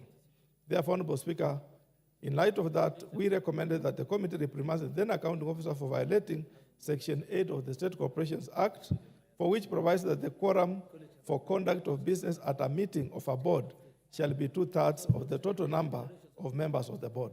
Honorable Speaker, this decision to pay the 30 million was arrived at when the board was not fully constituted. Therefore, it meant it was a way of making some ill recommendations to pay out the 30 million without the full board recommendation. The committee then, Honorable Speaker, reprimands the then accounting officer for failing to adhere to Article 230(4)(a) of the Constitution. And we say within 3 months upon the adoption of this report, Honorable Speaker, the EACC should investigate the conduct of the then accounting officer and the then board of directors on the payment of locum amounting to 30,844,552 to ascertain any impropriety. Should any officer be found culpable, the DPP to take the necessary action. Honorable Speaker, the final issue we observed in Kenyatta University Teaching and Research Hospital was the issue of non-submission of assets and liabilities register. Honorable Speaker, the then accounting officer for Kenyatta University Teaching, Research and Referral Hospital was in breach of Section 143(1) of PFM National Government Regulations 2015, which requires the accounting officer that shall be responsible for maintaining a register of assets under his or her control. And number 2, the accounting officer failed to submit the assets and liability register for the year ended 30th June 2020 to the National Treasury as required by the National Treasury Circular number 2320 dated 14th October 2020. This, Honorable Speaker, could be a conspiracy by the Kenyatta University Teaching, Referral and Research Hospital officers to conceal the assets of the hospital for their own interest. Honorable Speaker, what do we recommend? We recommend that within 3 months, upon adoption of this report, the accounting officer should comply with the provisions of this regulation, number 143(1) of the PFM National Government Regulations 2015, and submit assets and liabilities register to the National Treasury as also required by the circular number 2320 dated 14th October 2020. And Honorable Speaker, the updated fixed register asset should be submitted to the National Assembly Auditor General for verification and reporting in the subsequent audit cycle, failure to which disciplinary action should be taken against the accounting officer in accordance with Section 74 of the PFM Act 2012. Honorable Speaker, the third institution, Kenya Medical Research Institute, Honorable Speaker, we had the issue on plant, property, plant, and machinery, and the committee observed that the matter was considered in the PIC report, number 19, in which the committee observed the following. The Institute failed to avail title documents of the aforementioned parcels of land for verification, thus making it impossible to confirm the ownership status of the parcel of land in contravention of Section 37 of the PFM Act. Honorable Speaker, this is a case of 9 years since the audit revealed the issue of the land, and no replacement nor surrender of the title has been realized. The accounting officer provided provisional certificates of title for LR 82774 and LR 78302. What do we recommend, Honorable Speaker? We feel that within 3 months upon adoption of this report, EACC and DCI, because these are matters, Honorable Speaker, that cuts across both ethics and criminality. So we felt EACC and DCI should both investigate how the former CEO, Dr. David Koech, failed to hand over the institute title deeds for the corporation's parcel of land, their custody, or who holds them, and in whose name should any person be found culpable, the Director of Public Prosecution to take the necessary action. Honorable Speaker, we lifted this as the recommendations of the former PIC report in the 19th report. Therefore, it's the same that we brought together since the audit report carried on each other in a similar way. Honorable Speaker, there is the issue that came up as another observation for Kemri, residential staff housing. We see, Honorable Speaker, the matter was considered by the 19th report in the PIC. However, the matter regarding ownership and custody of the land title in which the staff house are situated is still questionable. Honorable Speaker, they built a lot of staff houses, but nothing has been taken. Now, on the issue of this staff housing, something new that came up in this audit was there is purported transfer, Honorable Speaker, that despite the National Treasury having made payment totaling to 422 million in respect of clearing the loan due to the National Bank of Kenya on behalf of Cyper Enterprises Limited, Honorable Speaker, National Treasury paid 422 million, but the ownership title has not transferred to Kemri. So between the transfer of title from Cyber to Kemri, Honorable Speaker, something seems to have gone wrong. This is the new matter that has come up in this audit, and Honorable Speaker, we recommended as follows, that within 3 months upon adoption of this report, ESCC and DCI should investigate the then accounting officer Kemri and Kemri officers involved in the procurement transaction to the land in question, directors of Cyper Enterprises Limited, both the then and the current managing director, National Bank of Kenya, and the then permanent secretary, National Treasury, officer who authorized the payment of 422 million with a view to establishing the culpability to fraud. Should any person be found culpable, the DPP to take necessary legal action. Honorable Speaker, the issue of payment and no title, they paid to who and for who, yet the title is nowhere to be traced, Honorable Speaker. Honorable Speaker, the last institution that we went through is the Kenya Medical Laboratory Technicians and Technologists Board, where, Honorable Speaker, the dispute between Kenya Medical Laboratory Technicians, we observed that the dispute between Kenya Medical Laboratories Technician and Technologists Board and Prime Communication Limited has been concluded through a court ruling in which the board was ordered to pay 13,400,000 in fees. The case had been settled and payables paid. Arising from the foregoing, the committee also made the following observations: that the contract dated 30th December, Honorable Speaker, did not expressly state the contract sum or the basis of charging the fees contrary to Section 85(4) of the Public Procurement and Disposal Act.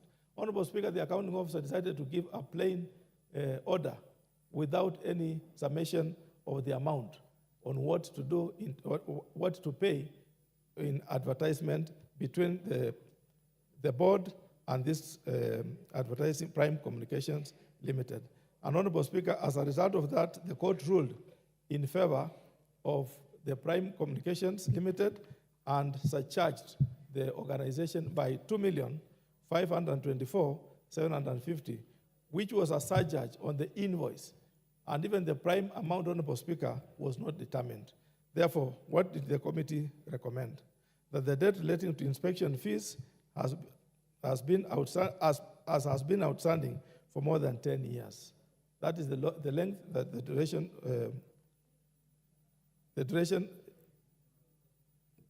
duration of the, no, that's another recommendation. Honorable Speaker, that within 3 months upon adoption of this report, the accounting officer should fully implement the committee recommendation as contained in the 20th PIC report that recommended the board to institute a debt recovery system to avoid undue delays in debt collection, Honorable Speaker. Honorable Speaker, there is also the issue of financial position touching on this organization, that the matter which also had been considered in the 20th report of the Public Investments Committee, where the committee observed that the board lacks sufficient personnel to assist in enforcement of inspection to raise more revenue. In that respect, the committee recommended that parent ministry and the National Treasury allocates funds to the board to enable it to streamline its operation, including recruitment of more staff.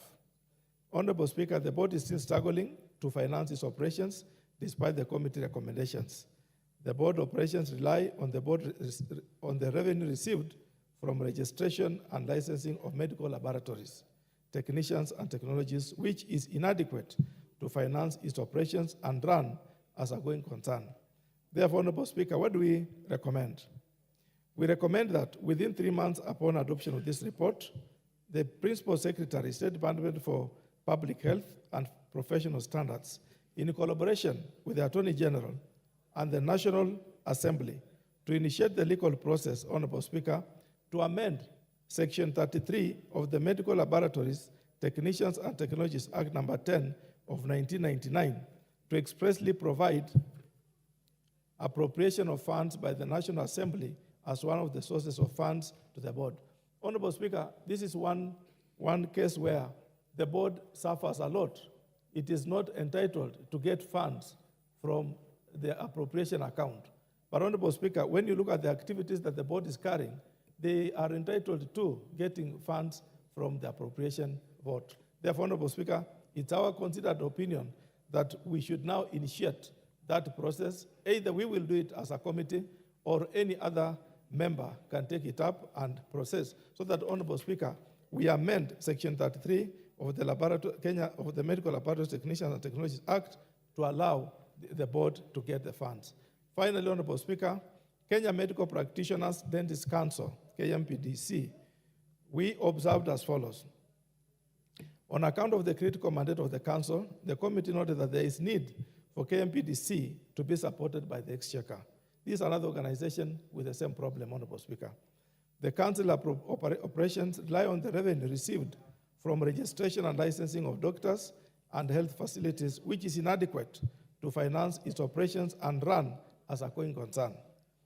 Honorable Speaker, what do we recommend? We recommend that within 3 months upon adoption of this report, the National Assembly should do the same way, initiate the legal process to amend Section 25 of the Kenya Medical Practitioners and Dentists Act to expressly provide for direct disbursement of funds to the Council without the Ministry seeking approval from the National Treasury. Honorable Speaker, the caveat in this Section 25 of this board is that for you to get any allocation, the Ministry has to seek approval from the National Treasury before it even appropriates funds, which is contrary to the current Constitution, Honorable Speaker. The Constitution is it should initiate the budget in the sector roles so that it goes upwards to the National Treasury, which is the opposite, Honorable Speaker. So I'll be employing to my colleagues. At the same time, my committee will be able to take up the role it deserves so that, Honorable Speaker, we initiate the process to make sure that we amend Section 25 of this Board's Act and to get the funds direct from the Exchequer. Honorable Speaker, I beg to move and ask my colleague, the great member, Honorable Martin Peters Owino, commonly known as Ward Chief, to second. Thank you, Honorable Speaker, for this time to second this motion. And I want to thank my able chair for such eloquent and with specificity as you move this motion. Mr. Speaker, we did interrogate about 5 corporations, and some had very, very voluminous documentation, but we went through them all. Allow me not to go into the specifics because my chair has really mentioned many of them, but I want to just highlight some things that really bedevil these corporations. Mr. Speaker, we do invest in corporations, state corporations, in order to get the good out of them, to plow back for social good for the Kenyans. And it is going around that these corporations, some are not doing well, and it is because of these reasons why we have unearthed them so that it can be looked into and corrected. Mr. Speaker, one of them which came out very clearly from my chair is the issue of land. Many chunks of land, prime areas, no documentation, no title deeds, and people encroach into the land. And this attracts litigations. And again, as you know, litigations also attract expenditures, which eats into the same coffer which we are trying to get out of this corporation to invest somewhere else. Also, these lands were valued very less in some circumstances And sometimes have no value also. And they are there just in the books. The other issue which came very glaringly, Mr. Speaker, is the board formation. Sometimes some corporations had delay in the boards. As you know, the boards hold the fiduciary responsibility in making decisions and also oversighting the management. Lack of boards interfered with checks and balances. That means money are being lost here and there. That also piggyback into the irregularities in procurement, which the chair talked about. In many times, we had inflated costs, irregular advertisements, and of course, escalations of course because of delays. And this costed these corporations a lot of money, especially when they were doing the projects. Checks and balances were not as tight as we expected as a committee for the programs to be flawless, and also did not bring the accountability and responsibilities we needed in running a proper corporation to give returns. At times, the work plans were not properly followed. And you find that what was yet ought to have been done 6 months ago have not been implemented. And there were some reasons to this which we also saw coming from them. And one of the reasons, Mr. Honorable Speaker, was the budget. The budget and the exchequer release. I think this is, as a house, we should do something, because most of the time these corporations start projects, and at the end of almost the end of the fiscal year, you find the absorption has not been done because the exchequer did not release the monies on time. What does that do? If you are having a project going on, definitely if it runs into another fiscal year, you will have project overrun, and that is expensive. It will eat into the allocations that was put there. Also, sometimes in some of them, Mr. Speaker, we found that the budgets were not realistic. And also that had an effect on projects, of course.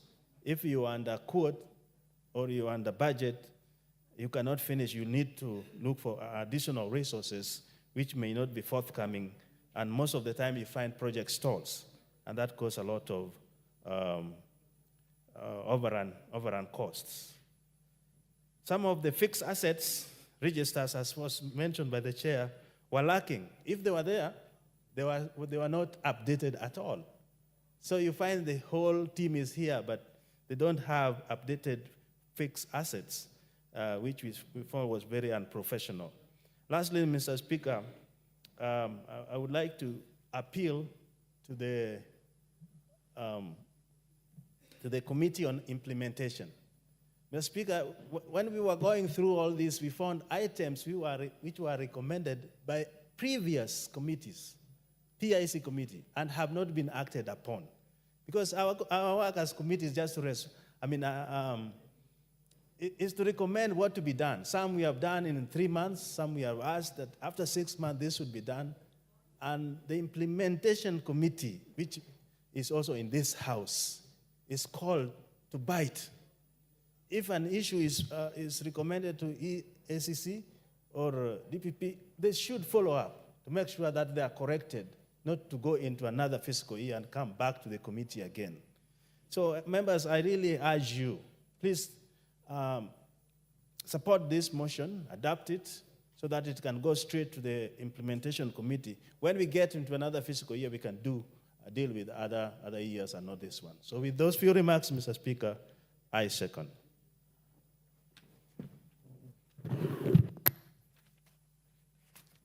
Honorable members, I now propose the question that this House adopts the second report of the Public Investments Committee on Social Services, Administration, and Agriculture on its consideration of the reports of the Auditor General on the financial statements of the Kenya Medical Training College for financial years 2017-2018 to 2020-2021. The Kenyatta University Teaching Referral and Research Hospital for the financial years 2019 to 2020. The Kenya Medical Laboratory Technicians and Technologists Board for financial years 2014 to 2015 and 2020 to 2021. 2020 to 2021. And the Kenya Medical Practitioners and Dentists Council for the financial years 2017, 2018 to 2020, 2021, laid on the table of the House on Thursday, the 22nd of February, 2024. The Honorable Member for Wajir North.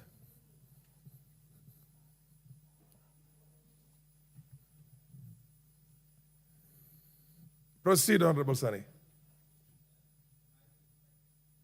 Please give him the mic. Thank you, Mr. Speaker. The PIC report is very comprehensive, and a quick scan of it tells the commonalities in the institutions so audited. KEMRI, Kenyatta University Referral Hospital, the Kenyatta National Hospital. What is common is that there are governance issues.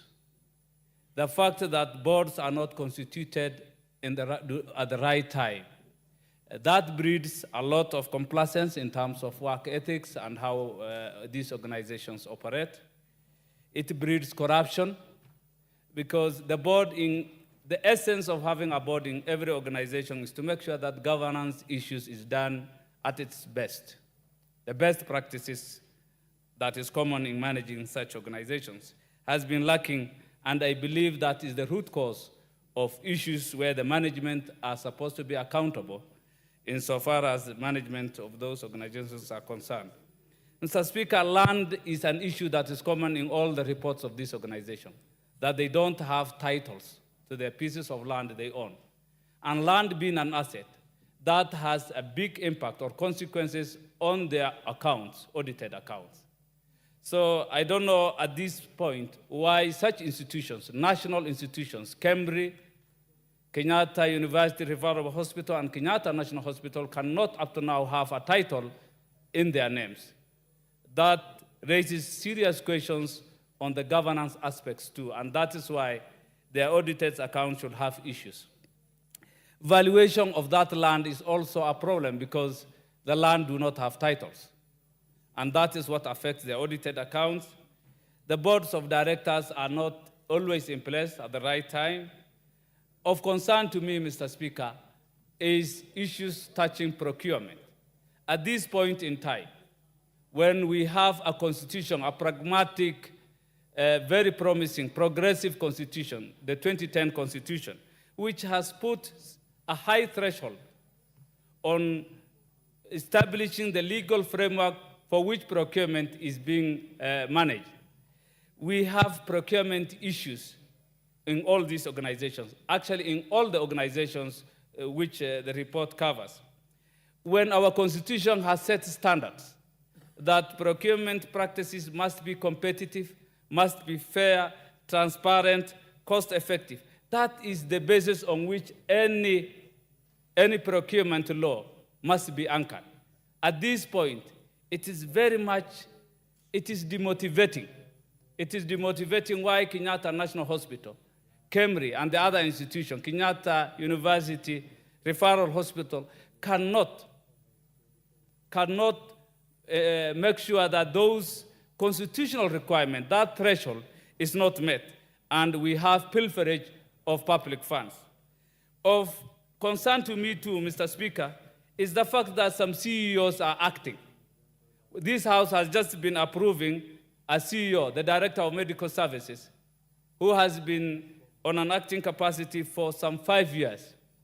CEOs, if you ask yourself, why should CEOs be on an acting capacity? It is an issue, that's what breeds corruption. CEOs are being held hostage. They are not substantive holders of their offices.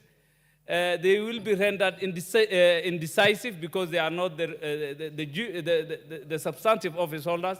And in so doing, they will be cajoled or kind of asked to comply into some ungodly practices. And that means corruption thrives in such institutions just because there is no CEO, Mr. Speaker. Another concern is such big institutions, national institutions, have issues to do with interest, recovery of interest. Even smaller institutions have policies on managing their interest, Mr. Speaker. It is a big concern that Kenyatta National Hospital, Referral Hospital, and National Referral Hospital, KEMRI, have issues to do with interest. I believe time has come that the law must be followed to the letter.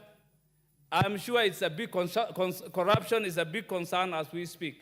And the only way to manage, to do away with such practices is to make sure that everybody behaves ethical. It is criminal to make sure that it is criminal to use government funds and not accounting for them, Mr. Speaker. With those few concerns, I believe it is time to improve on the governance aspect of all these organizations. More so, such big, gigantic institutions should be the best to lead in the way of, in accounting for taxpayers' money. I support the report, and I would wish that these big institutions should have been the ones mentoring and leading the way for other institutions to follow. I support. The MP for Turkana North, Ekwom. Thank you, Mr. Speaker, sir. Mr. Speaker, sir, I am a member of this committee and wish to thank the chair and the members for taking their time, our time together to put up this report. Mr. Speaker, much has been said, much has been put across by the chair in sharing the details of the report. I just want to add a few that, Mr. Speaker, one of the things we identified in interrogating the auditor's report and the staff of the different institutions was there was lack of enterprise-wide risk management in most of the institutions. Mr. Speaker, this is a requirement for institutions, and a lack of it is a big challenge in terms of managing resources that the government or public resources that have been invested into these institutions. Mr. Speaker, as alluded by the chair and the other speakers, most of these institutions sit on a land that do not have titles. And you realize, because of that, some of these land parcels have been grabbed by private individuals to the extent that there are cases that have been taken to court. And you realize these cases attract costs to these institutions. And so the committee has recommended that all the lands that these institutions sit and purport to own must have titles. That way, they will be able to protect them from land grabbers and also make use of them. Mr. Speaker, the other thing that was glaring from this interaction with the institutions in this report was a lot of interests have not been recovered, and for a long time. And there are policies that guide use, utilization, and recovery. But that has not been followed. And the committee recommended that this must be done not less than 3 months. Mr. Speaker, the other thing that has also been so glaring in most of these institutions is when auditors get into these institutions, documents are not availed, and they take long to avail documents to auditors. And so, by the time the reports are concluded, auditors are not able to confirm some of the issues or queries that come out of these of those audits. And so we want to encourage personnel of these institutions, and in all of them, that auditors must be availed with documents that they require so that we will be able to know whether public resources are being utilized well. Mr. Speaker, as also alluded by the previous speakers, and picking example of Kenyatta University referral, teaching and referral hospital. This is a level 6 hospital, though young than the others, but there are a lot of things that are not right. One, Mr. Speaker, the title to this institution has been in dispute for a long time. And just because the land where this this hospital sits is part of the university, Kenyatta University. But there has been a problem